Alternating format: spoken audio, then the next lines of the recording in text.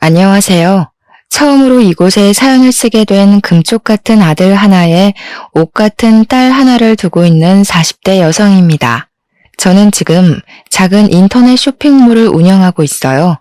큰 사업체는 아니더라도 그래도 꽤 매출이 괜찮습니다. 제가 처음 사업을 시작한 것은 혼자 아들을 키워내야 했기 때문입니다. 그때 당시 남편이 없었거든요. 그리고 거짓말처럼 그 남편 덕분에 사업이 번창하게 되었습니다. 이제 이야기해 드리겠습니다. 제 팔자가 참 기구하다 했지만 어쩌면 그 사람 덕분에 행복한 나날을 사는 건 아닌지 생각하기도 합니다. 남편을 처음 만난 것은 제 대학 동창회 주선으로 만난 소개팅이었어요. 둘은 같은 직장 선후배 사이였거든요. 처음에는 연애보단 제 취미에 관심이 많았기에 몇 번이나 소개팅을 거절했었습니다. 30살이 넘은 나이였지만 결혼에 대한 생각이 없었습니다. 그런데 우연히 제 사진을 본 남편이 친구에게 끈질기게도 소개팅을 소개해 주라고 졸랐답니다. 저는 그냥 나와서 차 한 잔, 밥 한 번 이렇게 말하는 친구의 요구를 거절할 수가 없었습니다. 정말 소개팅에 의욕이 없었지만 친구의 면도 있고 화장도 예쁘게 하고 치마도 예쁘게 차려입고 소개팅 장소에 나가게 되었죠. 그도 정말 만반의 준비를 하고 나왔는지 세미정장에 머리까지 야무지게 넘겨 세팅을 하고 왔더라고요. 신사 중에 신사 이미지를 풍기는 게 우습기도 하고 카페에서 격식을 차려 앉은 그가 호감이 가기까지 했어요.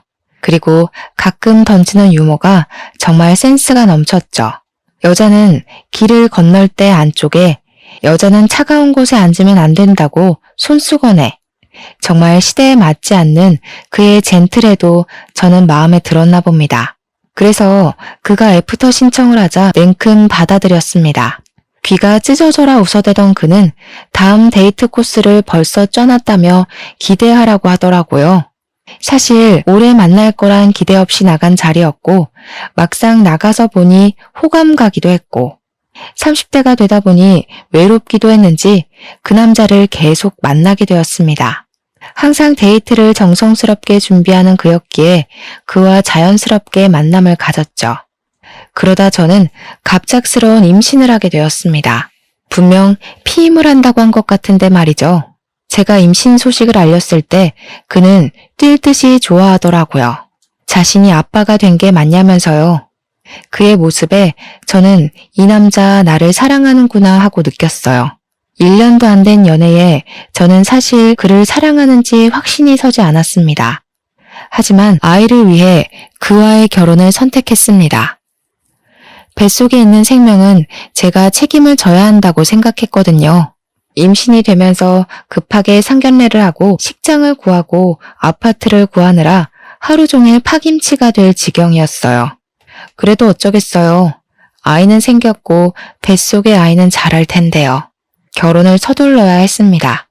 너무 서둘러서 그럴까요? 가끔 뱃속의 아이를 원망스러울 때도 있었어요. 달가운 임신이 아니었기에 아이만 안 생겼으면 여유 있게 결혼 준비를 했을 텐데 하고 말입니다. 집을 계약하고 결혼식장에서 미리 예복을 입어볼 때였어요. 아랫배가 묵직하면서 너무 아파지는 거예요. 저는 드레스를 입은 채로 쓰러졌습니다. 급하게 응급실로 실려가고 자궁외 임신으로 긴급 수술을 해야 한다고 하더군요. 자궁에 정상적으로 착상을 한 게 아니라 제 왼쪽 나팔관에 착상을 해서 자궁외 임신이 되었다고 했습니다. 조금 늦게 발견했는데 더 늦었다면 나팔관 파열로 큰일 날 뻔했다고요.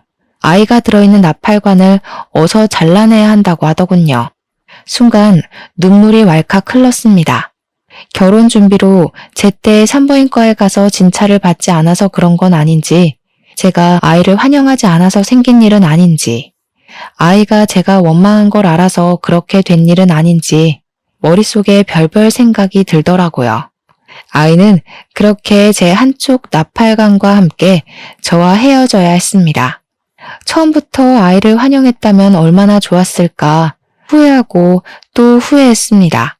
수술을 하고 정신이 드니 남편이 제 손을 꼭 잡고 괜찮다고 아이야 결혼 후에 또 가지면 된다고 다독이더군요. 하지만 어른들의 생각은 항상 우리의 예상과 비켜가잖아요. 저희 역시 다르지 않더군요. 그때 병원으로 찾아온 시어머니와 시아버지는 저를 보시자마자 남편과 저에게 닥달을 하셨습니다. 아니, 뭘 어떻게 했길래 아이가 착상을 엄한 곳에 해? 제 몸에 이상 있는 거 아니냐? 이제 나팔관도 하나 없다면서. 그럼 임신은 가능하긴 한 거야? 아유, 어머니 걱정하지 마세요. 나팔관 하나 잘라냈어도 나머지 하나가 있잖아요. 금방 생긴 아기니까 결혼 후에도 금방 생길 거예요. 뭘 그렇게 걱정을 하고 그러세요. 저는 둘의 대화에 꿀먹은 벙어리가 되어야 했습니다. 아이를 잃은 엄마가 왜 죄인 심정이 되어야 하는지 그제야 알겠더라고요. 아무 잘못도 없었지만 저는 그들 앞에서 죄인이 되어 있었습니다. 방금 의사 만나고 왔다. 나팔관 하나만 남으면 그만큼 임신율이 떨어진다고 하더구나. 그래가지고 정상적인 애를 낳긴 하는 거야? 문제 있는 애 낳지 말라는 법도 없잖아. 당장 이 결혼 취소해. 처음부터 애부터 달고 오는 애를 거두는 게 아니었어. 어머니, 무슨 말을 그렇게 말하세요? 그래도 제 아이 엄마입니다. 제가 사랑하는 사람이고요. 저 사람 혼자 애를 만들었어요. 저도 같이 만들었어요. 그만 좀 하세요. 저희 결혼이고 저희가 함께하길 원해서 하는 결혼입니다. 시어머니는 얼굴이 새빨개지셔서 가방으로 남편을 때리셨어요. 내가 이런 놈을 낳고 미역국을 대접으로 먹었네. 이런 등신 같은 놈을 낳아놓고 이제껏 살았어. 지 엄마는 안중에도 없고 지 옆에 내 편만 들어 아주. 시어머니는 화가 머리끝까지 화가 나셔서 시아버지와 함께 병원에서 나가셨습니다. 남편은 제 어깨를 토닥이며 미안하다고 하더군요. 남편은 손이 귀한 집의 5대 독자였습니다. 그래서 아이를 가지면서 시부모님께서 저희 결혼을 흔쾌히 받아들이셨던 것이었습니다. 그런 귀한 집의 손주이니 아쉬워서 저러시나 보다 이해하고 이해하려고 노력했어요. 남편은 병원에 있는 동안 정말 저를 지극정성으로 돌봤어요. 병원에서 출근하고 병원으로 퇴근하고 그 모습이 너무 고마웠어요. 아이를 잃었지만 전 남편을 얻었구나 생각했거든요. 그만큼 남편의 결혼 의지가 대단했고 시부모님의 반대에도 남편의 적극적인 결혼 진행으로 인해 무사히 결혼식을 올리게 되었습니다. 하지만 저의 시월드는 남편이 막아주지 못하더군요. 시어머니의 진노에 당연히 찾아올 거라고 예상은 했지만 시어머니의 임신 요구는 점점 심해지셨습니다. 전화를 하셔서 생리 주기부터 관계 빈도수까지 묻기 시작했습니다. 저는 엄청난 스트레스를 받기 시작했어요. 그리고 결혼 달수가 지날수록 시어머니의 저를 향한 비난이 시작되었습니다. 애초에 몸에 문제가 있는 애를 들이는 거 아니라고 했지? 거 봐라. 결혼한 지 반년이 다 되어가도 애가 생기니? 어디 생길 기미도 안 보이는데. 어머니, 이제 겨우 반년이에요. 이 사람 정말 노력하고 있어요. 아침부터 꼬박꼬박 보약 먹고 출근하고 집에 와서는 임신에 좋다면서 운동도 열심히 한다고요. 이런 바보 같은 게. 그랬다면 진즉 생기고도 남았겠다. 예, 새아가, 네가 말해봐라. 왜 임신 소식이 없는지 네가 이야기해봐. 저는 어깨를 움찔거리며 어머니를 쳐다보다가 고개를 내리깔았습니다. 당장 너 그 일부터 그만두고 병원부터 다녀라. 나이가 30대 중반이면 이제 노산이다. 지금 아니면 임신도 못해. 알겠니? 애를 만들어서 일을 하든 애를 낳아놓고 일을 하든 그때 가서 해라. 알겠냐? 저는 작게 네라고 대답을 할 뿐이었습니다. 35살이 지나면 노산이라는 말은 들어봤습니다. 전 아직 30대 초반이었지만 어머님 말대로 이 시기가 지나면 임신이 어려울 수도 있다는 생각을 하게 되었습니다. 일단 저는 나팔관 하나가 없었으니까요. 그만큼 랜덤으로 임신 확률이 떨어지는 거니까요. 지금 생각하면 애를 못 낳는다고 뭘 그렇게 쥐잡혀 쭈그려져 살았는지 조금 더 당당하면 좋았을 걸 하는 생각이 듭니다. 남편을 소개해준 제 친구에게 이런저런 속풀이를 하며 저를 달래었습니다. 친구는 아직 미혼이었기에 저를 다 이해하지는 못하는 듯 했지만 그래도 위로하고 만나면 밥도 사주며 저를 달래주었어요. 자신도 남편을 소개해준 책임감 같은 게 있다나요? 참 좋은 친구를 두었다 싶었죠. 그렇게 어머님 성화에 못 이겨 저는 결혼한 지 1년 만에 직장을 그만두어야 했습니다. 오랫동안 지냈던 직장을 그만두고 제가 한 일은 임신을 위한 일이었습니다. 친정엄마는 그런 저를 보고 속상해하시면서도 임신에 좋다는 음식을 꾸준히 해주셨어요. 큰 잉어를 잡아다가 고아 오시기도 하고 흑염소를 잡아다가 한약을 만들어 오시기도 했죠. 왜 그런 말 있잖아요. 딸 가진 죄인. 바로 그게 저희 친정엄마였어요. 왜 엄마까지 시댁 눈치를 봐야 하는 건지 속이 상해서 몇 번이나 괜찮다고 하지 마시라고 해도 엄마는 제게 그게 쉽냐고 10년을 일한 직장을 그만두면서까지 노력하는데 엄마라도 돕게 해달라고 하셨어요. 정말 그때 엄마가 있다는 사실에 감사했답니다. 불임 전문병원에 다니면서 몇 번이나 인공수정을 시도를 했지만 결국 실패를 하고 시험관을 하자는 선택을 하게 되었습니다. 호르몬 주사를 바늘로 배를 찌르는 건 인공수정과 별반 다름이 없었지만 난자를 채취하는데 정말 힘이 들더군요. 난자를 채취를 하면 저는 어김없이 배에 빵빵하게 복수가 차올랐습니다. 튀어나온 배를 보며 여기에 아기가 있었으면 얼마나 좋을까를 몇 번이나 곱씹어서 생각을 했습니다. 그렇게 연달아 시험관을 5번 실패하고 나니 저는 몸도 마음도 병들어갔어요. 자신감도 사라지고 온통 멍이 든 제 배를 보고 쪼그려 앉아 울기를 반복했습니다. 그때도 저를 위로해주는 사람들은 제 남편과 친구였습니다. 임신 준비로 술을 못 먹는 저를 위해 치킨과 콜라만 먹으며 친구는 저를 토닥였습니다. 야, 너무 기죽지 마라. 조금 쉬면서 하는 건 어때? 내 주위에 보니까 시험관 하다가 몇 달 쉬고 아기 생긴 부부도 많다더라. 몇 달 쉬었다가 몸 좀 추슬러서 해봐. 그러다가 너까지 병날까봐 두렵다. 그러니까 그럴까봐. 배가 성한 곳이 한 군데도 없어. 복수가 계속 차서 이제 하는 것도 두렵고 아프고 무섭고 남들은 순풍순풍 잘만 가지는 아이인데 나는 왜 이렇게 어렵지? 에휴, 자기야, 우리 그냥 애기 낳지 말고 우리 둘이 살자. 난 딱히 아이 바라지도 않아. 그냥 당신만 있으면 돼. 내가 우리 부모님께 잘 말해볼게. 우리 둘이 살면서 여행도 다니고 여유롭게 살면 되잖아. 그렇게 이야기해주는 남편이 너무 고마웠어요. 말만으로도 저는 많은 위로를 받았어요. 하지만 그게 말이 쉽나요? 남편은 단 한 번도 시부모님께 그 말을 꺼내지 못했어요. 5대 독자라는데 어머님이 바로 저희의 이혼 이야기를 꺼낼 것이 뻔했으니까요. 그래서 말뿐인 남편의 위로라도 저는 감사하게 생각했습니다. 어느 순간 남편은 지방으로 출장이 잦아지고 일이 바빠지기 시작하더라고요. 한 달에 1번에서 2번 정도는 꼭 지방으로 출장이나 회사에서 밥을 세우는 남편이 걱정되었습니다. 같은 회사를 다니는 친구에게 물어보니 요즘 회사가 한창 바쁘다고 하더라고요. 저는 그를 위해 몸에 좋다는 음식을 해먹였습니다. 시험관 시술을 잠시 쉰다는 저희의 말에 어머님께서 노발대발 하시기도 하셨기에 그에게라도 잘 챙기는 모습을 보여드려야 안심하겠다 싶었어요. 그날도 갈비찜을 해놓고 그를 기다렸습니다. 남편은 오늘도 늦는다고 연락이 왔더라고요. 먼저 밥을 먹으라고요. 어쩔 수 없이 저는 제가 한 갈비찜을 혼자 먹기로 했습니다. 그런데 그날따라 속이 너무 안 좋은 거예요. 아까 음식을 만들 때만도 그렇게 역하지 않았던 것 같은데 한 입 입에 가져다 대었는데 정말 속에서 구역질이 올라오는 게 변기로 가서 빈속을 개어내었어요.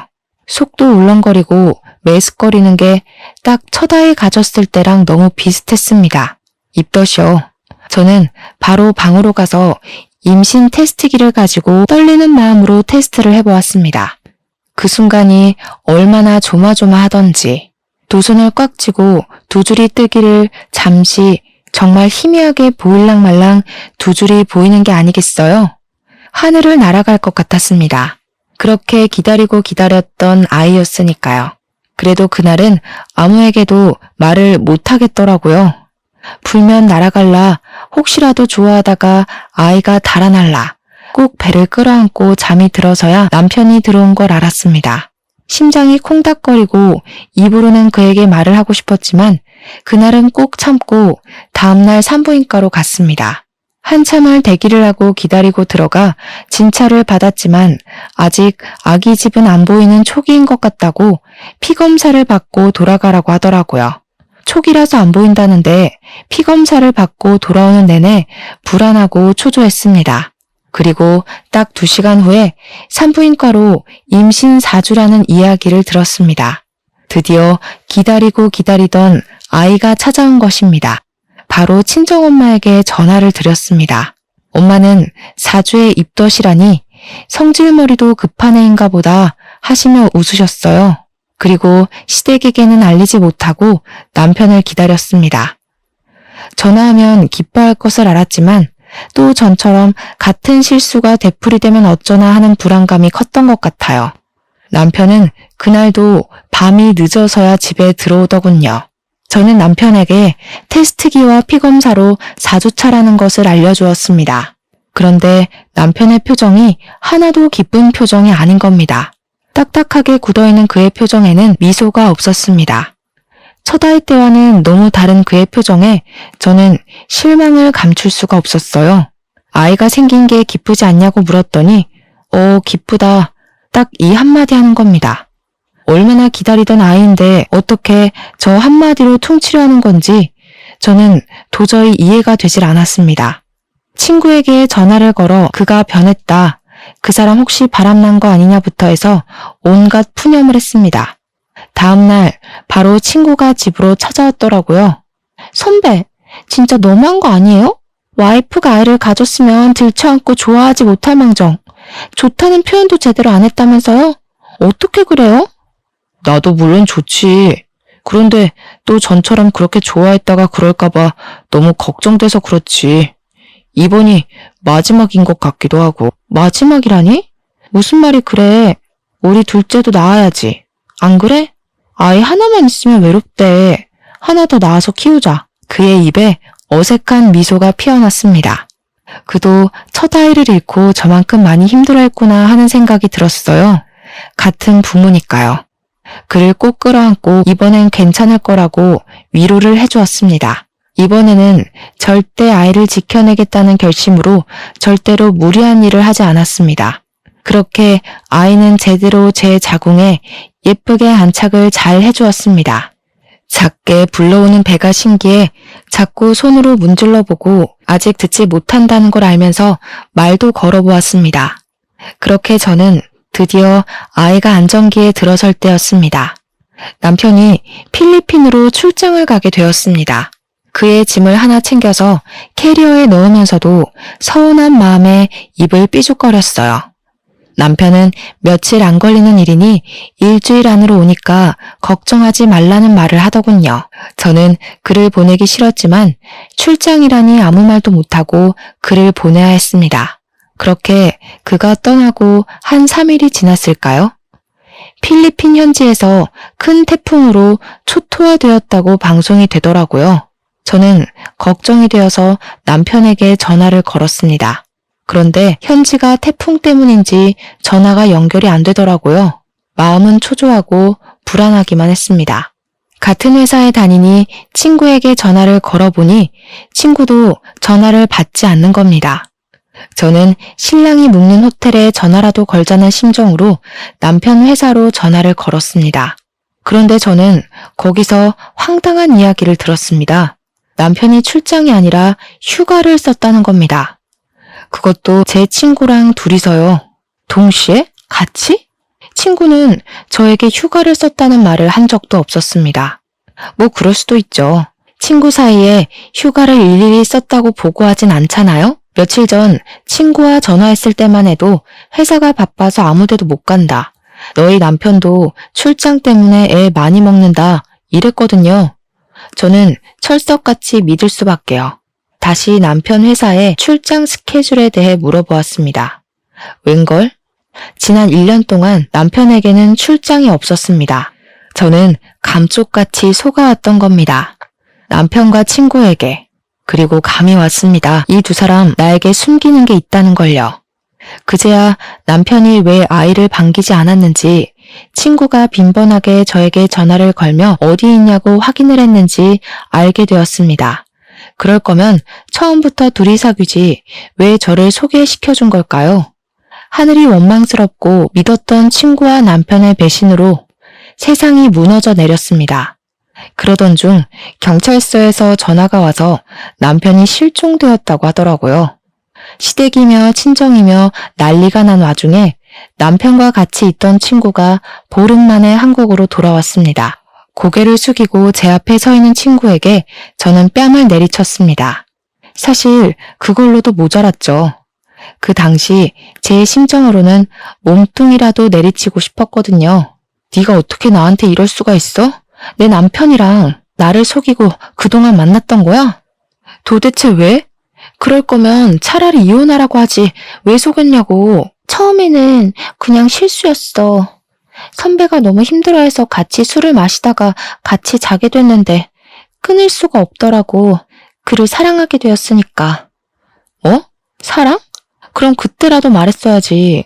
너희들 사랑의 노름에 나까지 끼워놓지 말고 그냥 순순히 이혼하라고. 내가 그럼 그 사람이랑 계속 살았겠어? 아이까지 가졌는데. 그럼 이제 어쩔 셈이었는데? 유부남의 애아빠에 너는 나한테 미안하지도 않니? 그게 왜 내 아들 탓이냐? 네가 빨리빨리 애를 가졌으면 우리 아들이 그렇게 힘들어했겠니?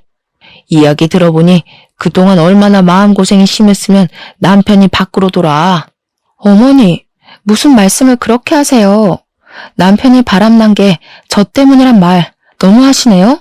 이제 아이도 가졌는데 앞으로 어떻게 하라고 그런 말을 하는 거예요? 그러니 있을 때 잘하라는 말이 왜 있는데 그렇게 떽떽거리니 우리 아들이 밖으로 놔두는 것도 무리가 아니다. 그깟 애 하나 가졌다고 유세 부리냐? 아비 잡아먹은 애를 누가 반긴다고 그렇게 얼굴 빳빳하게 들고 서 있나 몰라? 사돈, 듣자 하니까 말 좀 가려서 하세요. 여기 저희도 있는 거 안 보이세요? 그동안 저희 애한테 그런 식으로 말씀하신 거예요? 시어머니는 친정엄마를 위아래로 훑어보셨어요. 이래서 사람은 가려서 사귀라는 말도 있는데 내가 집에 사람 하나 잘못 들여서 이게 무슨 꼴이냐? 지금 내 아들은 살았는지 죽었는지도 모를 판에 아휴, 내가 말을 말아야지. 시어머니는 획 돌아서 가버리셨어요. 아무리 아들이 사라졌다지만 시어머니의 냉정함에 혀를 내둘렀어요. 어떻게 저렇게 태연하게 계실 수가 있는 건지, 혹시 남편은 주워온 아이가 아닌지 의심까지 들 정도였어요. 저는 배를 끌어안고 울고 또 울었어요. 갑자기 남편도 사라졌는데 아이 또한 아빠가 사라졌으니까요. 제대로 사랑 한번 못 받아본 아이가 가여웠어요. 돌아온다고 해도 바로 이혼을 할 생각이었으니까요. 그래도 이렇게 손 놓고 있을 수만은 없었습니다.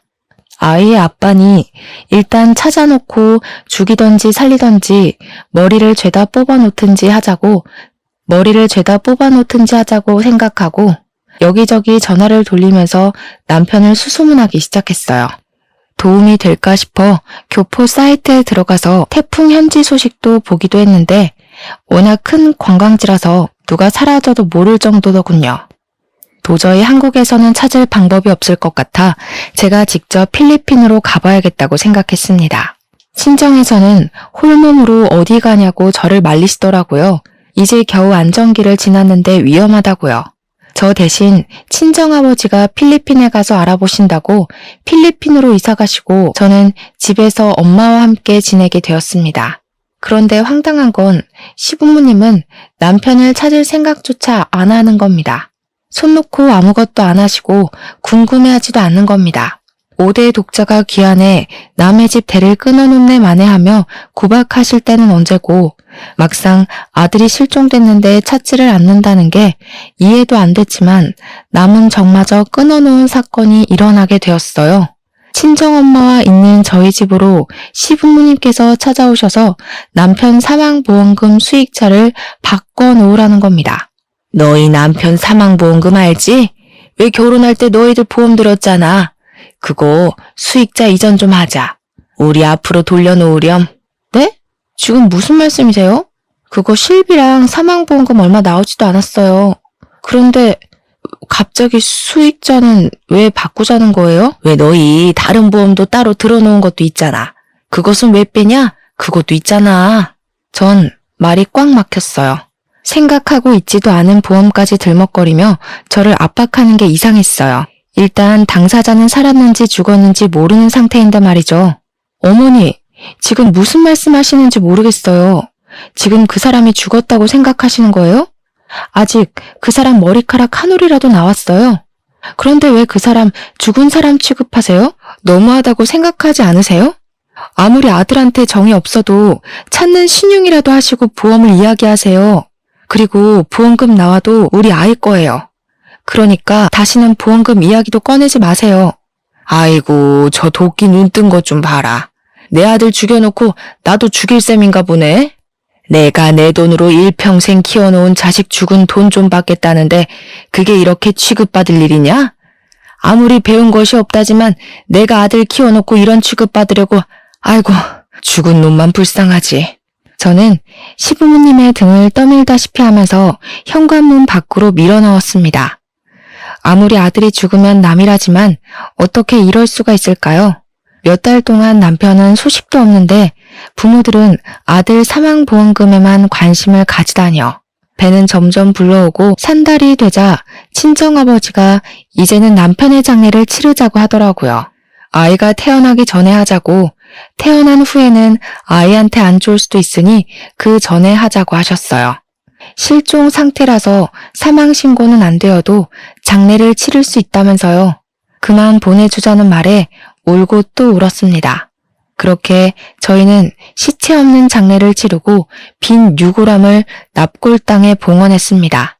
그런데 그날에도 시댁에서는 코빼기도 안 비치더라고요. 아들은 안중에도 없고 보험금만 이야기만 하시는 게 원망스럽기까지 했어요. 장례를 치르고 나니 이제 정말 그 사람은 저의 마음속에서도 죽은 사람이 되었습니다. 그래서 보험도 정할 겸 보험사에 문의를 했습니다. 보험사에서는 실종 5년이 되면 받을 수 있다고 말하더군요. 저는 수해 피해자들은 특별 실종으로 간주되지 않느냐고 물었습니다. 그럼 1년이 지나면 사망으로 인정해준다고 들었거든요. 일단 남편은 태풍으로 실종된 상태였으니까요. 실종 당시 비슷한 사람이 발견되어서 실종 5년이 있어야 한다는 겁니다. 비슷한 사람? 이라는 말에 저는 아직 남편이 못 돌아오고 있는 것은 아닌지 의심이 들었습니다.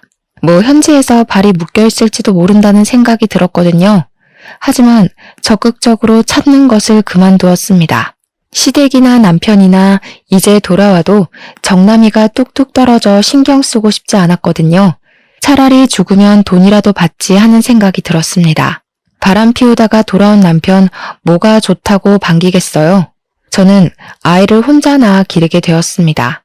예쁜 아들을 낳은 것까지는 좋았는데 육아라는 게 보통 일이 아니었어요. 결국 저는 집을 내놓고 친정으로 들어가서 살게 되었어요. 일을 하면서 아이를 돌볼 수가 없었거든요. 그러면서 아이를 돌보면서 할 수 있는 일을 찾아보게 되었습니다. 인스타에서 아이들의 용품을 올리면서 파는 지인을 보게 되어 저도 같은 일을 하게 되었습니다. 그런데 벌이가 변변치가 않더군요.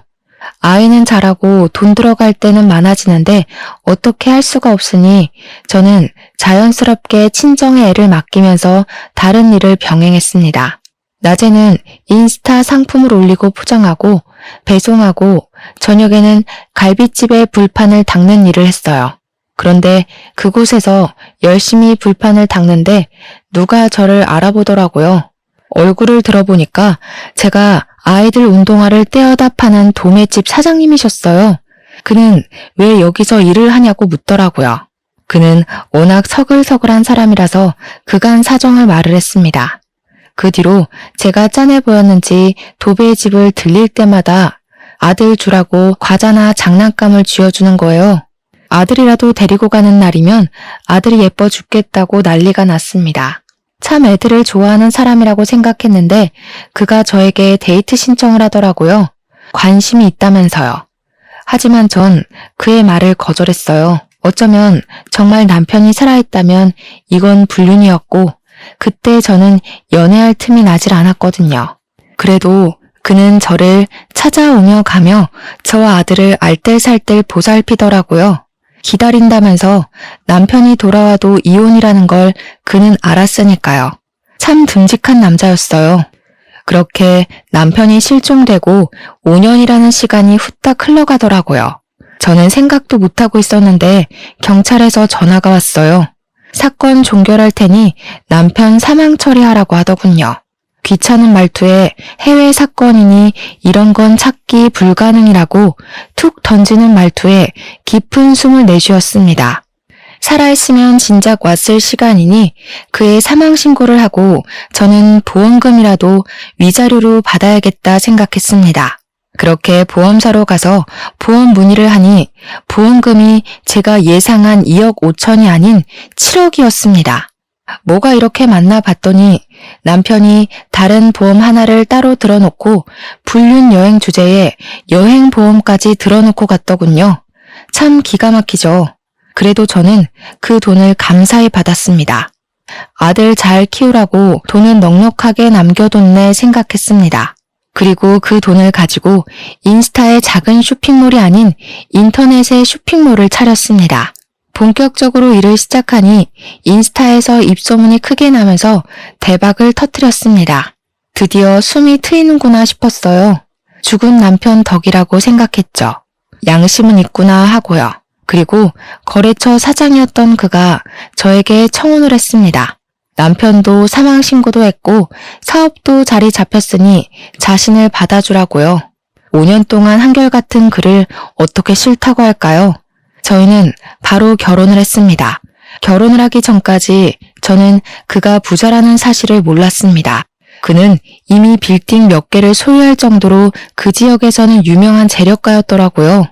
왜 말 안 했냐 물어보니 악바리같이 버텨내는 저를 보고 나 돈 많으니 나한테 기대라는 말을 못했다네요.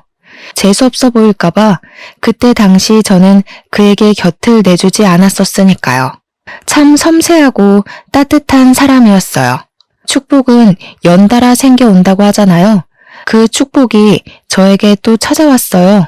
그와 결혼한 지 몇 달 되지 않아 저는 둘째를 가지게 되었습니다. 그렇게 그 전에 바라고 바라던 임신이 그를 만나고는 순식간에 이루어지다니 그를 만난 것이 저에게 축복이자 선물 같았습니다. 그는 드디어 아들에게 동생이 생겼다고 얼마나 좋아하던지 그 모습에 또 감동을 했습니다.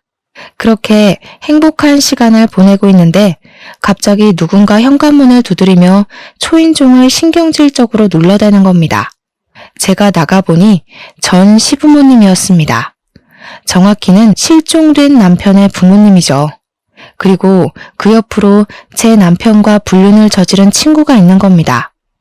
왜 찾아왔냐고 물어보니 전 남편의 사망보험금을 내놓으라는 겁니다. 네가 우리 아들 보험금 받아갔냐? 어디서 배워먹지 않은 행동이야? 응? 다른 남자랑 결혼했으면 내 아들 돈을 우리한테 줘야 하는 거 아니냐? 빨개진 어머님의 얼굴을 보고 저는 이를 꽉 깨물었어요.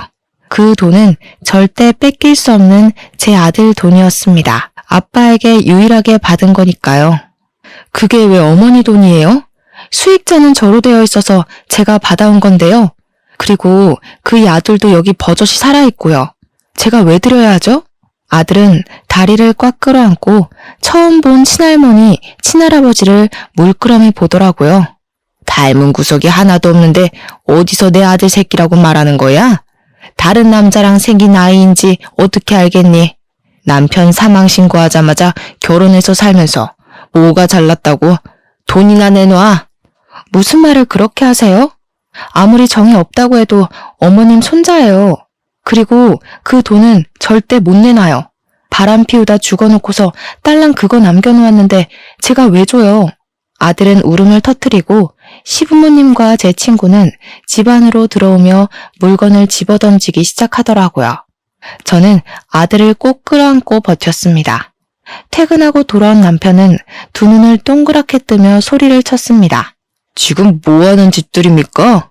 홀몸도 아닌 사람한테 남의 집에서 뭐하는 짓이냐고요? 당장 나가세요. 당신이 지금 제 편이야? 그새 애까지 가졌어? 정말 할 짓 다 하고 사는구나. 내 아들 죽은 돈 내놔. 7억 내놓으라고. 내 아들 죽여놓고 그 돈 가지고 집 팔자 고치고 앉아있어. 불쌍한 내 아들. 아이고, 죽은 놈만 불쌍하지. 시어머님이 바닥에 앉아서 통곡을 하지 친구는 어머니의 팔을 잡고 저를 노려보더라고요. 제가 시어머님을 그렇게 만든 것처럼요. 남편은 화가 났는지 바닥에 주저앉은 시어머님을 질질 끌고 현관까지 갔습니다. 7억이요? 드릴게요. 드리면 되죠? 당장 나가세요. 내 아들, 내 아내 옆에서 당장 꺼지고 다시는 앞에 나타나지 마세요. 그걸 왜 줘요? 우리 준서 돈이에요. 나중에 크면 줄 거예요. 준서는 내 아들이야. 저 사람들이랑 다시는 엮이게 두고 싶지 않아. 7억 드릴 테니까 계좌 부르세요. 그리고 다시는 내 아들, 내 아내 근처에 얼씬거리지 않는다고 맹세하세요. 시어머니는 정말 거짓말처럼 울음을 뚝 그치고 자리에서 일어나셨어요. 소매로 눈물을 콕콕 찍어내더니 남편에게 계좌번호가 적힌 쪽지를 건네주더군요. 기막히고 어이가 없는 상황에 입이 떡 벌어졌습니다. 남편이 이체된 핸드폰을 보여주니 그제야 입가에 미소를 띠고 그냥 횡하니 사라지더군요. 저는 서러움에 주저앉아 울고 말았어요. 그렇게 쉽게 주고 싶지 않았는데 실컷 골려라도 주고 싶었는데 그걸 홀라당 빼앗긴 느낌이 들었습니다. 울고 있는 저를 남편은 끌어안으며 토닥였습니다. 그만 울어. 준서가 놀라잖아. 내가 그걸 안 주면 또 찾아왔을 테고 그럼 준서가 또 놀랄 거 아니야. 내 아들이 그런 상황을 겪는 게 너무 싫어서 그랬어. 당신 뱃속에 우리 둘째도 걱정되고 내 식구니까. 그리고 우리 준서는 내 아들이잖아. 아버지로서 해야 할 일을 한 거야. 저는 고개를 끄덕이며 그를 꽉 끌어안아 주었어요. 너무 남편에게 고마웠습니다. 정말 마음으로 친자식으로 여겨주니까요. 아들에게 진정한 아빠가 생겼다고 생각했어요. 배가 불러오고 막달이 다 되어갈 때 저에게 전화가 한 통 왔습니다. 경찰서에서 전화가 왔더라고요. 보험 사기로 연루되었으니 출석하라고요. 보험 사기라니 무슨 말도 안 되는 일인가 싶었어요. 그가 사망해서 정당하게 보험금을 받았을 뿐인데 갑자기 겁이 덜컥 나더라고요. 보험금 받은 것도 다 뺏겼는데 사기라니. 남편은 혼자서는 못 보내겠다고 같이 가겠다고 하더군요. 그렇게 배불뚝이 상태로 뒤뚱거리며 경찰서로 갔습니다. 경찰서에 가서 보니 전 남편과 시부모님, 제 친구가 나란히 앉아있는 겁니다. 전 남편의 몰골은 가관이 아니었습니다. 덥수룩한 수염에 머리도 산발이 되어서 저를 힐끔거리더니 고개를 다시 숙였습니다. 살아있었더라고요. 그것도 사지 멀쩡히. 기가 막히는 현실에 웃음도 제대로 나오지 않았습니다. 형사님 앞에 앉아서야 제대로 된 상황을 들었습니다. 태풍 당시 남편과 친구는 바닷가 옆 호텔에서 묵고 있었답니다. 바람이 휘몰아치는데도 사진 한번 찍어보겠다고 바닷가로 나갔다가 파도에 휩쓸렸고 친구는 다행히 호텔로 돌아왔더랍니다. 파도에 떠밀려 구사일생으로 옆 섬까지는 살아서 갔는데 말도 안 통하는 곳에서 태풍으로 고립되었대요. 한국으로 전화가 닿긴 했는데 실종됐다는 말에 머리로 재빨리 보험금 계산을 했나 봐요. 대충 7억 정도 받을 수 있다는 생각에 1년만 버티자 생각했는데 그 통화가 실마리가 되어 5년까지 늘어났더랍니다. 그동안 친구가 필리핀까지 왔다 갔다 하면서 보살폈는데 친구도 지쳤는지 오는 게 뜸해지고 한국에서는 돈을 잘 안 붙이니 배고파서 거주지 밖으로 나왔다가 지역 경찰에 붙잡혔다네요. 불법 체류자라고 판단해서 한국으로 추방되고 그 과정에서 실종자가 아닌 게 밝혀진 거고요. 보험사에서는 사기로 판단해서 고소를 진행했답니다. 보험금 수익은 제가 탄 상태여서 경찰이 저에게 전화를 걸었답니다. 남편은 저 대신 그간의 상황을 다 설명하고 시부모님이 집으로 찾아와서 그 돈을 고스란히 가져간 것까지 야무지게 말을 하더라고요. 형사님도 그 상황에 어이가 없었는지 혀를 내두르시고는 쯧쯧 혀를 차시더군요. 저희 보고는 알았다고, 정상 참작되었다고, 돌아가도 좋다고 하셨습니다. 그냥 돌아가려다가 도저히 화가 치밀어 오르는 겁니다. 저는 옆에 서류 뭉치를 들고 고개를 숙이고 있는 전 남편의 머리를 내리쳤습니다. 아야, 왜 때려? 뭐야 당신, 미쳤어? 그럼 지금 제정신이겠냐? 바람 피워, 보험 사기쳐, 아주 골고루 한다. 당신이 친아빠라는 게 내 아들한테 너무 미안해. 차라리 죽지 그럼. 마음속에라도 좋은 추억이라도 가지고 있지. 그는 저를 쳐다보며 입을 움찔거리더군요. 우리 애는 잘 크고 있는 거야? 우리 집안 6대 독자잖아. 잘 키워. 내가 해준 건 없어도 애 아빠잖아. 나중에 만나면 내가 잘해준다고. 아빠가 보고 싶다고. 내가 이런 건 다 너를 잘 키우려고 한 일이라고. 당신도 알잖아. 돈 없이 살면 얼마나 고생해. 그래서 그런 거야. 제 남편은 어이가 없다는 듯이 전 남편을 노려봤습니다. 죄송합니다만 준서는 제 아들입니다. 아버지 노릇 제대로 하지도 못하고 아들 키우려고 아등바등 사는 여자한테 남은 돈마저 빼앗아 가놓고 그게 할 말입니까? 같은 남자로서 이 사람에게 부끄러워서 제가 얼굴을 다 못 들겠더군요. 준서는 법적으로 마음으로도 저를 아빠라고 생각하고 있습니다. 그동안 그렇게 키웠고요. 다신 그 입에서 그런 이야기 안 했으면 좋겠네요. 가자 여보. 저는 그대로 돌아서려다가 다시 서류 뭉치로 남편의 머리를 내리치고서 경찰서 밖으로 나왔습니다. 나중에 지인에게 들은 말로는 남편에게 받아간 7억은 그대로 토해내고 보험 사기로 구치소에 들어갔다고 하네요. 정말 그 말을 듣는데 그동안의 채증이 뻥 뚫리는 것 같았습니다. 그때는 너무 힘들고 지옥 같았지만 이렇게 글로 옮겨 적고 보니 지난 일이 이제는 웃으면서 말할 수 있는 시간이 흐른 것 같네요. 길지 않은 시간이었지만 저에게 상처만 준 결혼 생활에서 저는 금쪽 같은 아들을 얻어왔고 어쩌면 그 덕분에 지금의 제가 있다는 생각도 해봐요. 아등바등 쩔쩔매며 살지 않아도 괜찮습니다. 조금은 내 주장을 펼치며 살아도 괜찮습니다. 오늘도 다짐을 하고 또 해봅니다. 제 사연을 적어 올리게 된 것도 별별 사람들 속에 그래도 참고 또 인내하다 보면 좋은 일이 생길 거라는 겁니다. 원수 같은 전 남편이 저의 사업을 일으켜줬던 것처럼요. 말이 길어 이만 줄이겠습니다. 사연을 읽어주셔서 너무 안녕하세요. 모든 사건의 전말을 알게 된 이후 한동안 시름에 빠져 살다가 이제야 훌훌 털고 나온 40대 여자입니다. 정말 이 사건을 어떻게 이야기를 해야 할지 막막합니다만 세상에 천벌받을 사람들이 많다는 걸 공론화시키고 싶어서 이렇게 글을 씁니다. 저희 아버지는 한평생 너무나도 선한 사람으로 살다가 억울하게 눈을 감으셨습니다. 정말 상상조차 할 수 없는 일이 저에게 벌어지게 된 것이죠. 다시 생각해도 가슴 아프고 머리가 어질어질할 정도로 충격적인 일이지만 이야기를 풀어보도록 하겠습니다. 저의 고향이자 지금까지 살고 있는 곳은 지방 변두리에 있는 작은 마을입니다. 자세한 위치는 차마 적을 수 없는 점 양해 부탁드립니다. 워낙 시골 동네고 좁디 좁은 곳이라 소문이 빨리 도는 곳이거든요. 작은 마을의 특성상 읍내로 나가려면 차를 타고 15분 정도 가야 합니다. 우리 마을 안에도 필요한 가게는 몇 군데 있긴 하지만 생활권이 좋은 동네는 아니었어요.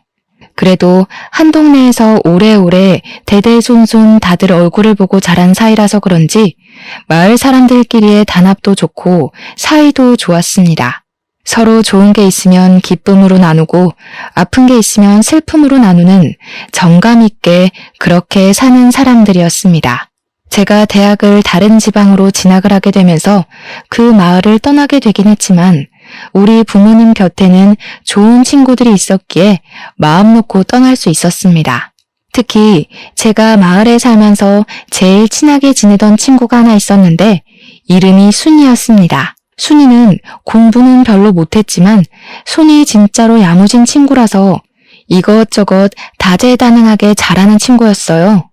거기다가 순이 씨 집 아저씨가 우리 엄마랑 초등학교 때부터 동창인 사이인지라 다른 집들보다 순이네 집과 함께 보낸 시간이 몇 배로 많았습니다. 부모들끼리도 숨기는 거 없이 친한 사이니까 당연히 자식들끼리도 친해진 거였죠. 저에게는 2살 터울의 남동생이 있었는데 제 남동생도 순이를 저보다 더 친누나처럼 따르고 지냈습니다. 제 말은 믿지 못해도 순이의 말이라면 껌뻑 죽는 신용까지 하는 사이였으니 얼마나 돈독한 사이였는지 상상이 가시죠? 순이네 아줌마는 마을에서 유일하게 세탁소를 운영하시던 분이었습니다. 사실 마을 사람들이 입는 옷이 다 고만고만해서 세탁을 맡길 일은 별로 없었는데 수선 솜씨가 정말 좋으셨어요. 다 해진 옷을 기워 새 옷처럼 만들어주시기도 했고 유행이 지난 옷을 리폼해서 다른 옷처럼 만들어주시기도 했습니다. 아줌마의 야무진 손을 순이가 그대로 물려받은 거였죠. 거기다가 순이네 아저씨는 동네 유일한 자동차 정비소를 운영하고 있었습니다. 변두리 마을이다 보니 마을 사람들 대부분이 농사를 지으면서 생계를 유지하고 있었거든요. 저희 집만 해도 과수원을 크게 운영하고 있었고요. 농기구 장비부터 시작해서 마을 필수품인 트럭까지 기계라면 못 고치는 게 없다고 하실 정도로 손이 빠르고 정확한 정비사였습니다. 과수원을 운영하던 저희 집은 순이네에게는 항상 무상으로 개일 과절들을 나눠주곤 했죠. 마을에서 가장 큰 땅을 가지고 있다고 소문이 난 우리 집인 만큼 농작물도 꽤 여러 종류를 재배했거든요.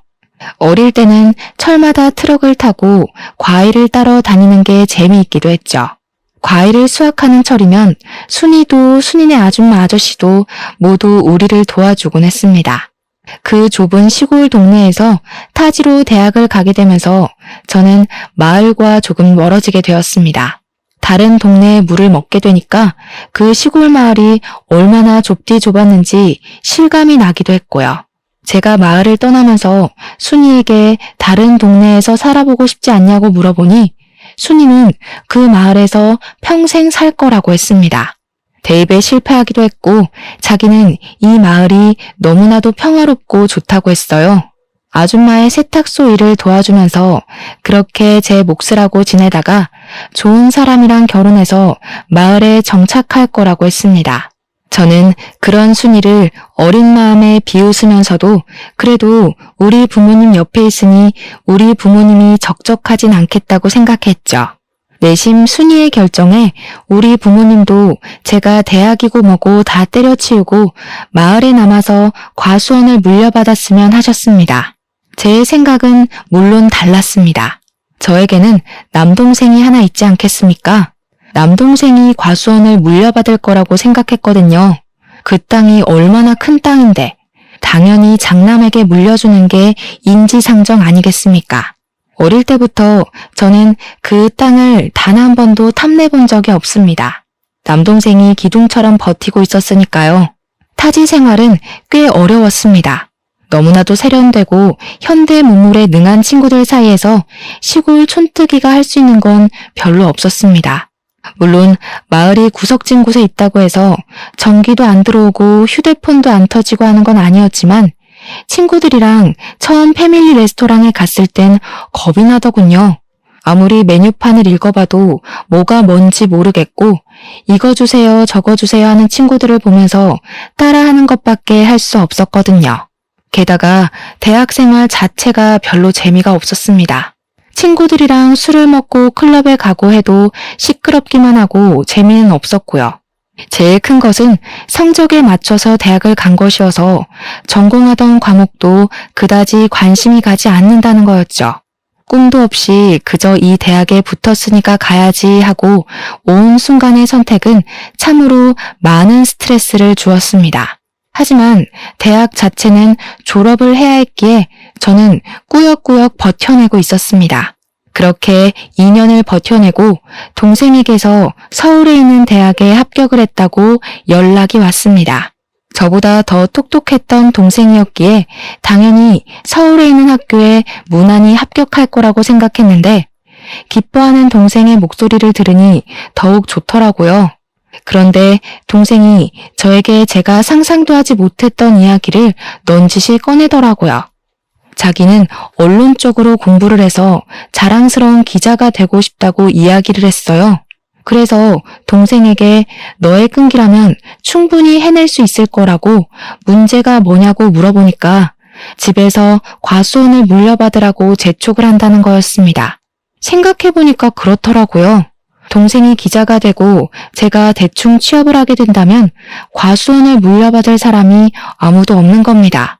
부모님께서 누나도 없는 마당에 동생에게 대학도 가지 말고 하루빨리 과수원 일을 배우라고 했다는 겁니다. 너네 누나도 도망갔는데 당연히 둘째가 물려받아야 모양이라도 살지 않겠냐고 했다는데 제가 띵 하더라고요.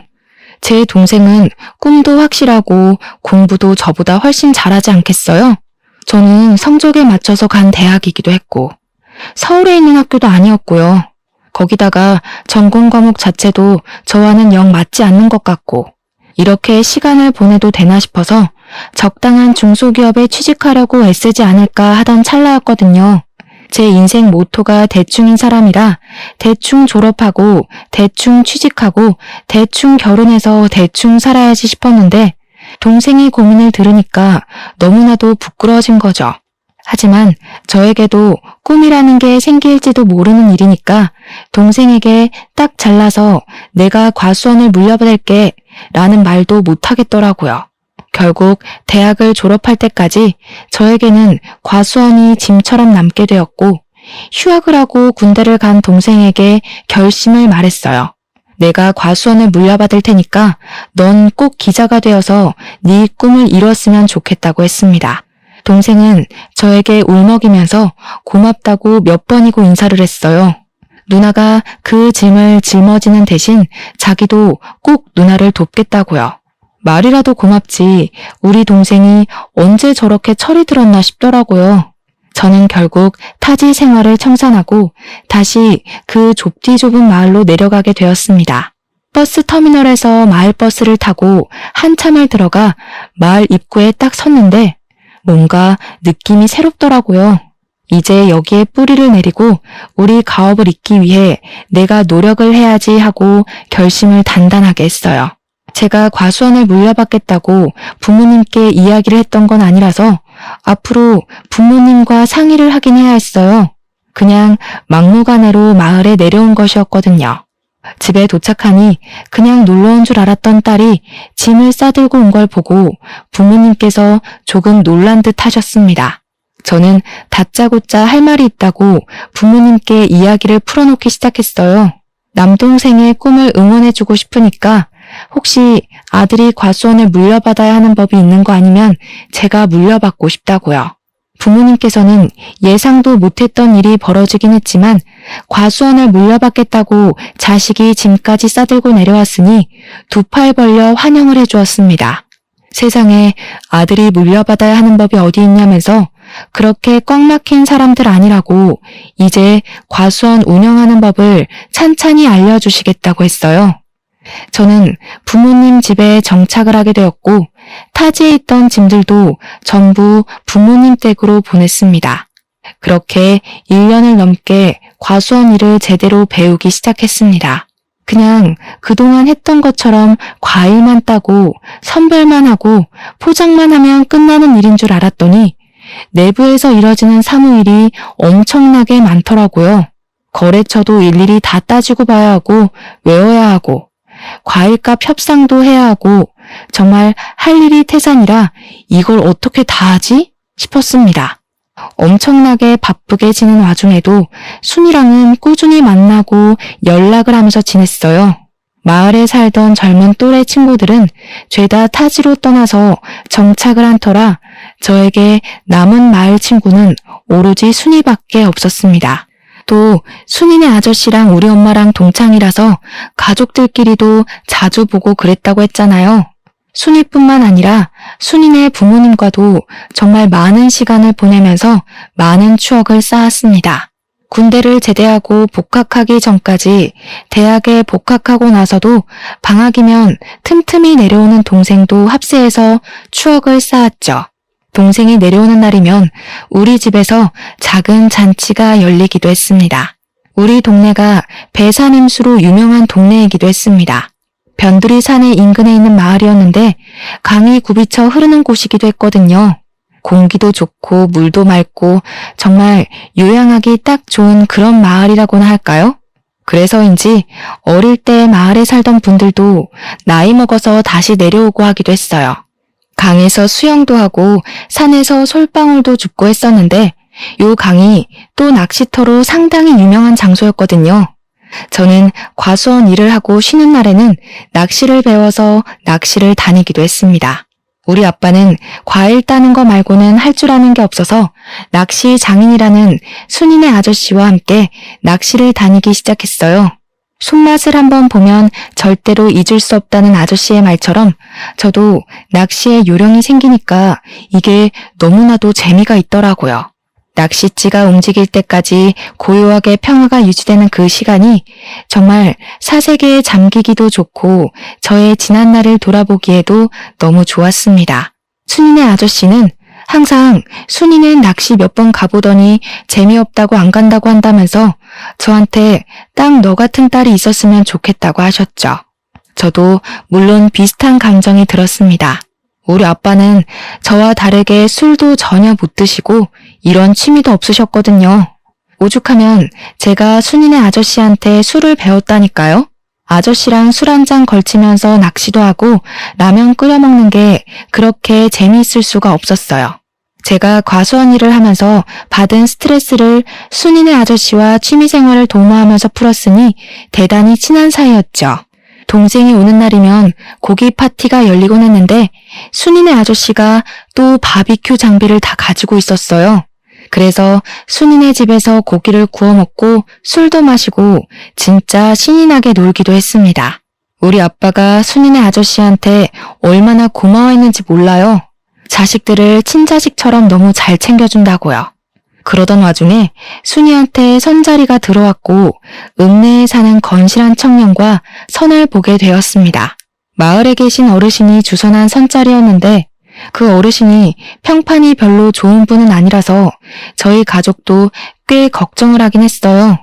그런데 발그레해진 뺨을 하고 돌아온 순이는 그 남자가 너무나도 마음에 든다고 했습니다.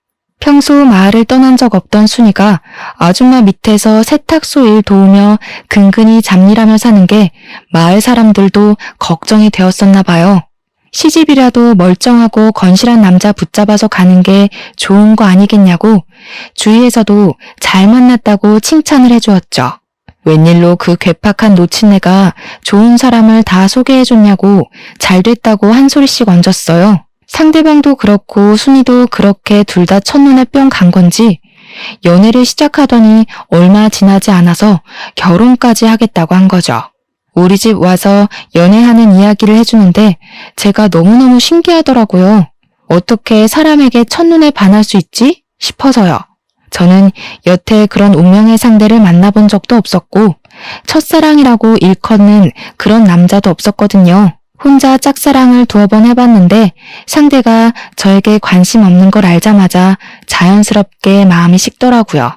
아무튼 이런저런 이야기를 나누는데 우리 아빠가 옆에 슬쩍 오더니 우리 딸이 아무것도 모르는 철부지였구나 하시는 겁니다. 그러더니 첫사랑이라는 게 무척 대단한 사랑이라고 하더라고요. 추억으로도 깊이 남는 거고 또 시간이 지나면 친구로도 남는 게 첫사랑이라고 하시는데 첫사랑이랑 무슨 친구를 하나 싶었죠. 세상에 그런 사람이 어디 있냐고 하니까 아빠가 껄껄 웃으면서 너네 엄마가 첫사랑이랑 친구하고 지내잖아 이러는 겁니다. 알고 보니까 순이네 아저씨가 우리 엄마의 첫사랑이라고 하더라고요. 제가 얼마나 놀랐는지 몰라요.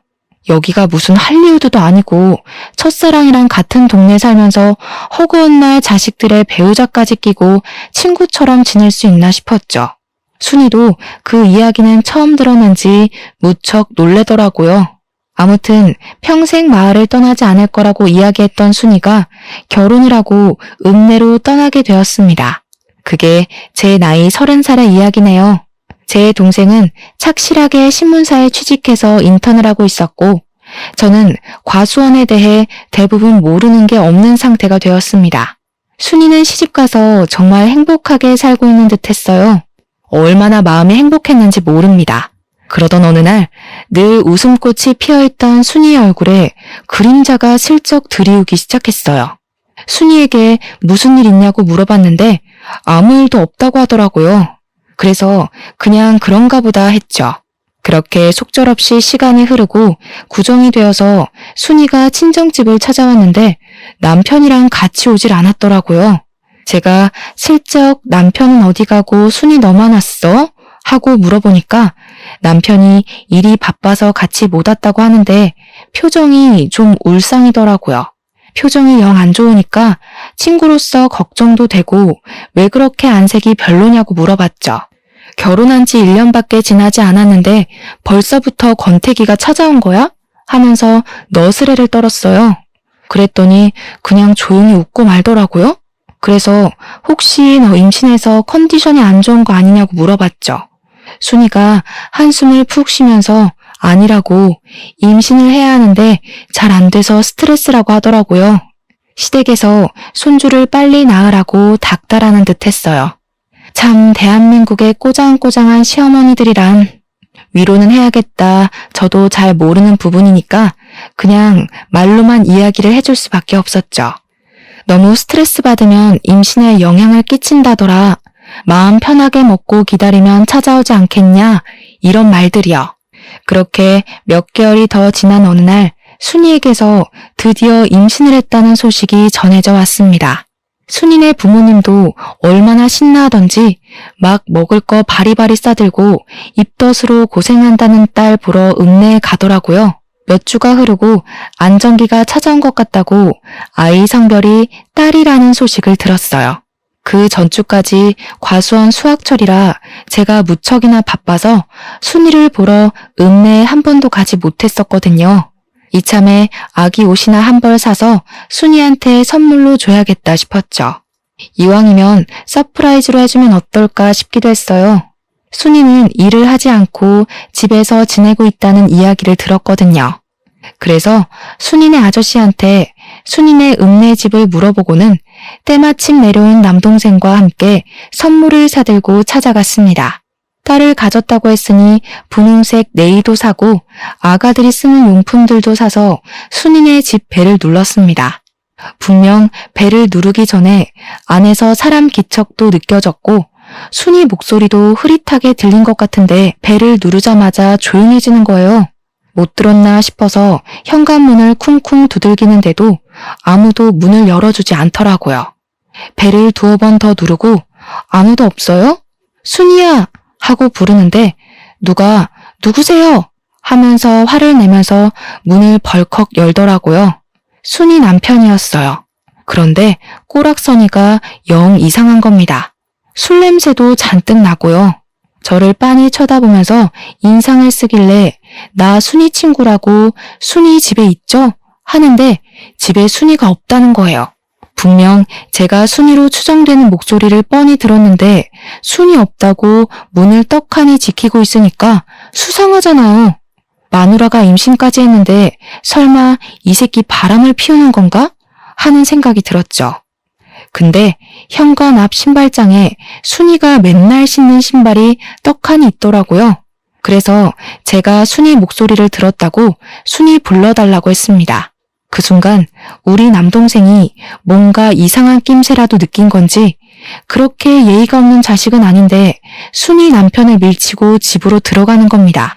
당황한 순이 남편은 뭐하는 짓이냐고 남동생을 끌어내려고 하고 저는 그런 순이 남편한테 순이가 근처에 나간 거면 집에서 기다리겠다고 했죠. 우리가 선물도 사왔는데 문전박대하는 건 아닌 것 같다. 내 동생 서울 가야 하니까 오늘 꼭 만나야 한다고 했습니다. 순이 남편이 짜증을 확 내는데 집에 들어간 동생이 갑자기 막 집안을 뒤지는 거예요. 순이 남편이 놀래서 뭐 하는 거야? 나가! 하는데 남동생이 아랑곳하지 않고 방문을 막 벌컥벌컥 열었어요. 일단 남동생이 이상한 행동을 하니까 저도 따라 들어가서 뭐 하는 짓인가 하고 살펴봤죠. 집이 큰 집도 아닌데 물건이 어찌나 너부러져 있는지 발에 막 채이더라고요. 순이 성격이 청소를 안 할 아이도 아닌데 하고 의심하고 있었습니다. 순간 남동생이 문 열어봐. 순이 누나 거기 있지? 이러는데 방문 하나가 잠겨 있는지 손잡이가 안 돌아가더라고요. 문 열어봐. 정순이 거기 있지? 이러는데 순이 남편이 너 뭐야? 뭐 하는 새끼야? 경찰 부를 거야? 난리가 난 겁니다. 순간 이거 보통 일이 아니다 하는 생각이 머릿속에 확 스쳐서 제가 순이가 있을 법한 방문에 대고 소리를 쳤어요. 순이야, 우리가 도와줄게 나와봐. 무슨 일인데 그래? 그 순간 순이가 문을 열고 나오는데 저랑 남동생은 까무러치는 줄 알았습니다. 순이가 코피를 줄줄 쏟아내는 채로 머리까지 잔뜩 헝클어진 상태로 울면서 나오더라고요. 제가 너무 놀라서 순이야! 하고 순이에게 달려갔는데 순간 남동생이 순이 남편 멱살을 떡하니 잡더라고요. 우리 남동생이 키도 크고 덩치도 꽤 좋았거든요. 키도 작고 몸집도 호리호리한 순이 남편은 우리 동생에게 멱살이 잡힌 채로 대롱대롱 매달렸어요. 캑거리면서 이거 놔 하는데 남동생이 완전 열이 받아가지고 소리를 막 치더라고요. 너 소문 안 좋은 걸 내가 나중에 듣는 바람에 결혼을 말리지 못한 게 천추한이다 이러는데 저는 너무 놀랐죠. 남동생이 네가 우리 순이 누나 때렸냐면서 주먹을 쥐는데 진짜 싸움이라도 날 것 같아서 남동생을 말렸습니다. 동생이 증거가 중요하니까 순이 누나 사진을 찍어두래서 미안했지만 순이의 초라한 모습을 사진으로 찍어두었습니다. 순이 보고 집으로 가자고 했더니 절대 못 간다면서 이 꼴을 하고 어떻게 부모님을 뵙냐고 울더라고요. 그랬더니 남동생이 씩씩거리면서 순이 누나 여기 있다가 저놈한테 험한 꼴 당하고 싶어? 이러면서 우리 집으로 가자고 했어요. 부모님 집이 아니라 우리 집으로 가자고 하니까 순이도 결국 따라오더라고요. 우리 집으로 돌아와서 순이의 꼬락서니를 본 부모님은 억장이 무너진 사람처럼 목덜미를 잡으셨습니다. 그 논팽이 새끼가 미쳐도 단단히 미친 게 틀림없다면서 어떻게 임신한 마누라를 이 꼴로 만드냐고 했어요. 결국 우리 부모님이 순이네 부모님한테 연락을 했고 한 달 안에 우리 집으로 달려와 순이의 모습을 보고 엉엉 우셨습니다. 저와 남동생에게 순이를 구해주어서 고맙다고 몇 번이나 인사를 하셨는지 몰라요. 우리의 가족 같은 순이를 구하는 건 당연한 일이었지만 그래도 몇 번이나 고맙다고 하니 몸둘 바를 모르겠더라고요. 그런데 거기서 끝났으면 참 좋았을걸. 순이가 집으로 돌아간 뒤 순이네 아줌마가 순이 다친 데를 살핀다고 이리저리 둘러보다 알게 된 거죠. 생각보다 상처가 너무 많고 온몸이 난장판이 되어 있다는 걸 직접 눈으로 보게 된 겁니다. 남편의 그런 행패가 하루 이틀 만에 이루어진 게 아니라는 걸 알게 되었고 그런 놈을 사위라고 예뻐했다는 게 너무 화가 나셨나 봐요. 그대로 순이네 아줌마가 쓰러지시고 말았던 거죠. 그래도 정신은 어느 정도 있으셨는데 순이가 며칠 뒤 유산까지 하고 나서는 완전히 정신까지 놓아버리셨습니다. 병원에서는 갑자기 혈압이 한 번에 올라서 쓰러진 거라고 하면서 본인 의지가 가장 중요한 거라고 했다더군요. 한마디로 순이네 아줌마가 깨어날 의지가 있어야만 정신을 차릴 수 있을 거라고 약으로는 할 수 있는 게 없다고 이야기를 했대요. 그렇게 순이네 아줌마가 쓰러져서 병원 신세를 지게 되니까 순이도 순이네 아저씨도 병원을 계속 들락날락하게 된 거죠. 근데 그때가 또 수학을 마친 과일을 선별해서 경매에 내놔야 하는 시기였거든요. 제가 하루 종일 바쁘게 일에 매진해야 하는 시기라서 정말 정신이 하나도 없는 상태였어요. 우리 아빠도 저와 같이 과일 선별하고 경매 준비하느라 정신이 없었고 유일하게 여유가 있는 엄마가 순이네를 챙기기 시작했습니다. 순이네 아줌마가 정신을 못 차리고 있으니까 우리 엄마가 직접 순이네의 반찬을 챙겨서 가져다 주고 하셨어요. 순이는 순이네 아줌마 병실에서 먹고 자고 하고 있었는데 아저씨는 정비소 일을 언제까지고 미룰 수가 없으니까 일을 하셔야 했거든요. 거기다가 하루 입원비도 어마어마하게 비싸다면서 일을 해야 병원비도 감당할 수 있다고 했어요. 처음에는 엄마가 일주일에 한 번씩 가서 반찬만 후딱 전해주고 오시더니 시간이 지날수록 점점 방문 횟수가 늘더라고요. 오죽하면 아빠가 뭘 그렇게 열심히 챙기냐고 첫사랑은 이길 수 없는 거냐며 농담을 던지시기도 했습니다. 그때마다 엄마는 한 동네에서 평생을 보고 자란 친구인데 이 정도는 해줘야 하는 거 아니냐고 실없는 소리 하지 말라고 했죠. 일주일에 한 번씩 반찬만 주고 오던 게 어느 날부터는 청소도 해주고 살림도 봐주시더라고요. 남자 혼자 살아본 적 없는 티를 팍팍 낸다고 저러다가 호랍이 되면 어쩌려고 저러는지 모르겠다고 하시면서요. 나중에는 우리 집에 있는 시간보다 순이네 가 있는 시간이 더 많은 듯 했습니다. 문제는 더 있었어요. 순이 남편이 순이를 병원까지 찾아와서 난동을 부리게 된 겁니다. 결국 병원에서 폐악질을 하다 경찰까지 출동을 했고 순이가 급하게 경찰서에 조사를 받으러 가게 된 것이었어요. 순이네 아저씨는 정비를 하느라 움직일 수가 없었고 순이네 아줌마 병실을 지킬 사람이 필요해진 거죠. 몇 시간만 돌보면 되는 거라 간병인을 하루치 급하게 구할 수도 없는 상황이어서 아빠가 엄마 보고 좀 다녀오라고 했죠. 이웃 간의 정이 얼마나 깊은 건지 아냐고 누누이 말했던 우리 엄마가 순이네 아줌마 병실에 가라고 했더니 버럭 하시더라고요. 내가 거길 왜 가? 원래 순이 엄마랑은 친하지도 않았어. 이러면서 저보고 가라는 겁니다. 경매 준비로 잠잘 시간이 모자랄 정도인데 거기다가 순이네 집에 그렇게 허구한 날 가놓고는 순이네 아줌마랑 안 친하다는 건 뭔지. 아무튼 순이가 금방 병실로 돌아갈 수 있어서 다행이었지 아니었으면 면도 못 세울 뻔했습니다. 그리고 얼마 안 있어서 결국 순이네 아줌마는 영영 하늘나라로 떠나고 말았어요. 장례를 치르는데 우리 아빠도 그간 나눈 정이 있어서 그런지 막 엉엉 우시더라고요. 순이네 아저씨도 같이 엉엉 울면서 두 분이 세상 떠나가라 슬퍼하셨어요. 그런데 우리 엄마가 그걸 상당히 꼬락선이 난 눈빛으로 바라보시는 겁니다. 우리 아빠가 우는 게 고가웠는지 갈 사람 간 걸 가지고 되게 운다고 핀잔 섞인 말을 뱉더라고요. 저는 순간 우리 엄마가 무슨 사이코패스라도 된 줄 알았습니다. 어떻게 장례식장에서 그런 이야기를 할 수가 있나요? 물론 조용히 말해서 저 말 슬쩍 듣긴 했는데 죽은 사람 영정 앞에서 할 이야기가 있고 못할 말이 있지 너무 어이가 없더라고요. 그 와중에도 순이네 아저씨랑 아빠랑 술에 취해서 바닥에서 자고 있으니까 담요는 또 덮어주더라고요. 우리 엄마가 갱년기라 예민한가 싶었죠. 제가 보기엔 순이 아줌마랑도 꽤 친해 보였었는데 갑자기 저러니까요. 장례가 다 끝나고 나서부터 우리 엄마는 대놓고 순이네 아저씨를 더 챙기기 시작했습니다. 우리 아빠가 오죽하면 엄마한테 마더 테레사라고 별명을 지어주기도 했다니까요.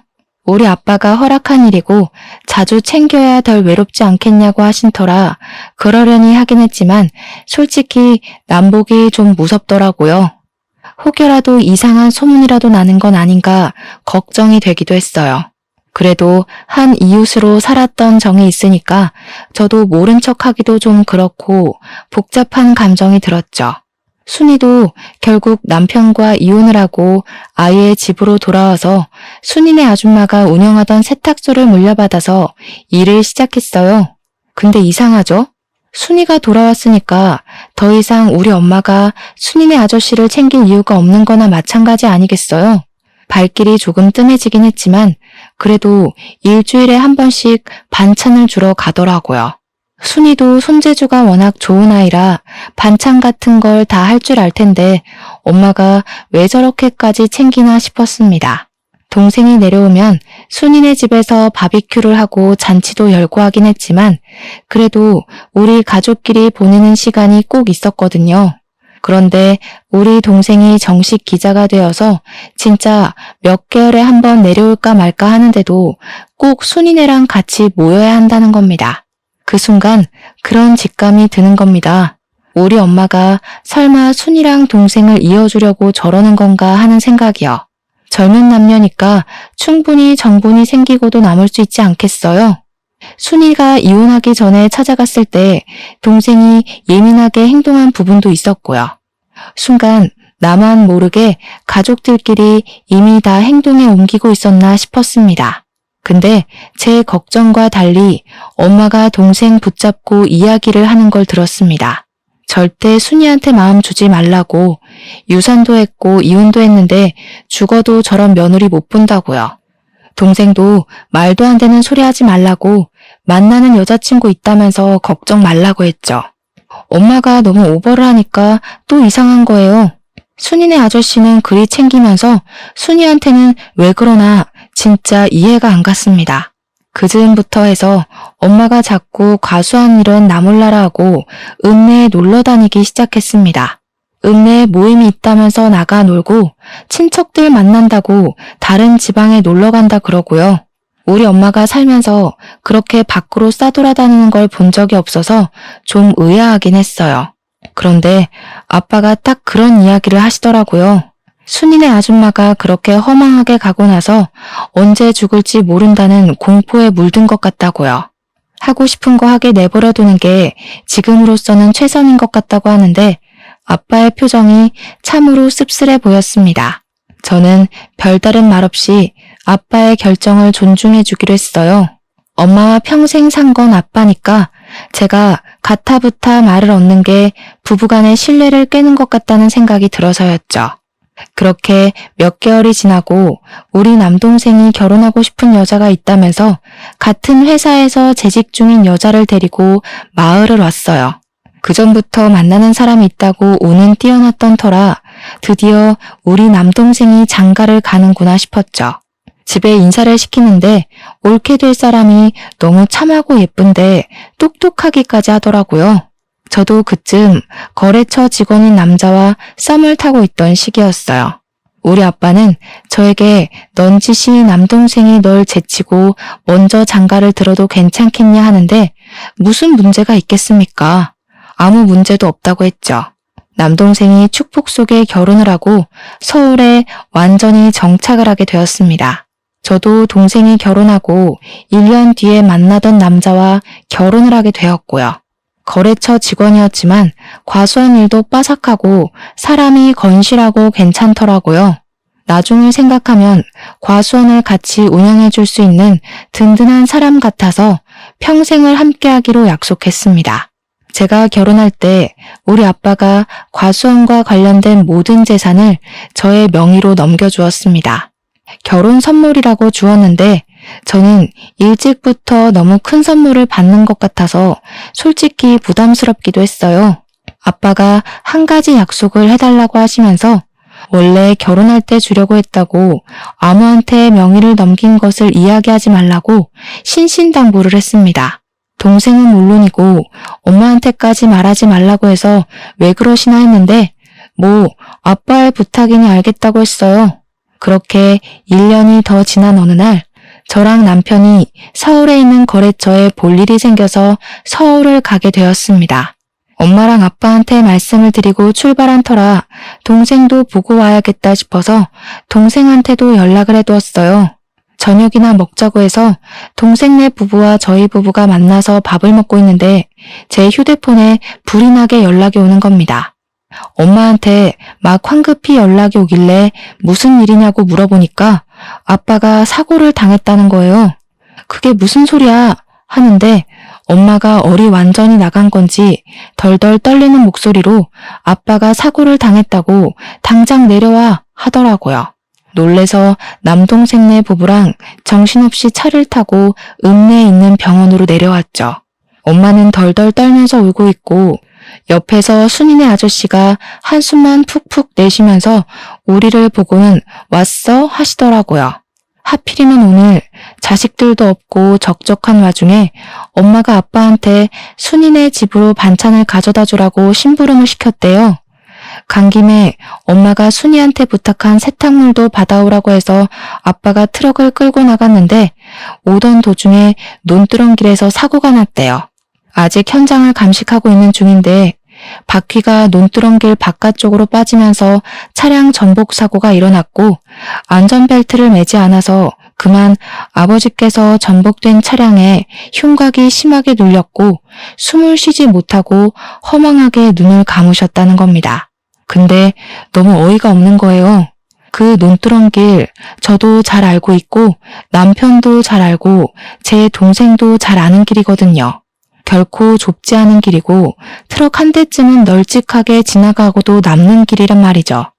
거기다가 아빠가 한평생을 그 길에서 운전을 했는데 갑자기 바퀴가 빠진다는 것도 말이 안 되고요. 더군다나 우리 아빠는 술을 잘 드시지 못해서 음주운전을 했을 리도 없는데 그 길에서 바퀴가 빠진다는 게 말이 안 되는 거예요. 허망하게 차량에 깔려서 그렇게 가셨다는 게 도무지 믿기지가 않았어요. 경찰 측에서 운전 미숙으로 난 사고 같다고 하는데 올케가 그러더라고요. 평소에 그 길을 자주 다녔다고 하지 않으셨냐고. 뭔가 이상하니까 부검을 해보는 게 좋지 않겠냐고요. 그런데 엄마가 버럭 소리를 지르면서 남편 부검하는 거 절대 반대라고 하는 겁니다. 보통 같으면 원인을 확실하게 밝히기 위해서라도 부검을 해야 하는 거 아니겠어요? 제가 올케 말에 동의하면서 부검을 하겠다고 했어요. 우리 남동생도 미심쩍다며 부검하자고 했고요. 올케가 차량 조사는 한 거냐고 물어보니까 경찰이 현장 조사만 했다고 우물쭈물 이야기하길래 기자 명함을 떡하니 건네면서 정확하게 조사를 해달라고 하더라고요. 엄마는 한 동네에서 무슨 소문이 날 줄 알고 그런 짓까지 하냐고 했지만 올케가 딱 잘라서 차량 조사까지 부탁드린다고 했죠. 엄마가 계속 딴죽을 거는데 제가 아빠가 억울하게 가셨으면 조사를 해야지 하고 소리를 쳤어요. 순이네 아저씨도 소문 이상하게 날 수 있다면서 적당히 넘어가자고 하는데 이상하잖아요.